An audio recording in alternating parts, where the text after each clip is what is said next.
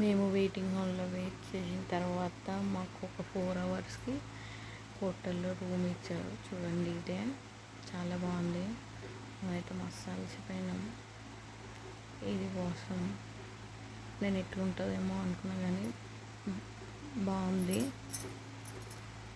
చాలా బాగుంది వాష్రూమ్ కూడా. ఏంటంటే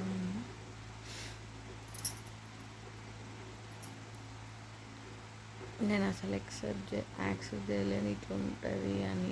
పోగానే మేము ఇట్లా నిద్రపోయినామంటే ఎర్లీ మార్నింగ్ 4 o'clock మళ్ళీ లేచి పిల్లలను ఫ్రెష్ అప్ చేసి మళ్ళీ బ్రేక్ఫాస్ట్ తెచ్చి మళ్ళీ వాళ్ళని తినిపించి మార్నింగ్ 9 o'clock మళ్ళీ ఫ్లైట్ ఉండే అనమాట. నాకు ఆ 3 days జర్నీలో మా పిల్లలు నాకు చుక్కలు చూపించినారు.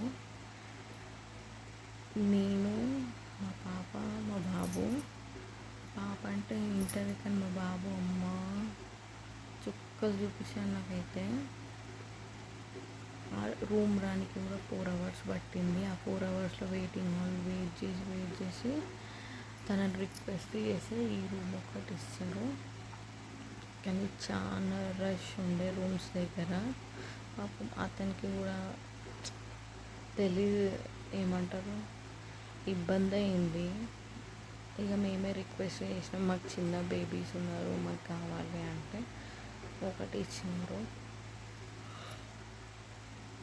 చూసేవాళ్ళకి బాగుంది. ఇది కూడా చేసాము, రూమ్ టూర్ అని చేశాను అనమాట. కానీ బాగుంది. చూడండి ఎంత బాగుందో. లైట్స్, బెడ్, ఎక్స్ట్రా బెడ్ వేయమని చెప్పాను నేను ఫస్ట్ ఆల్రెడీ.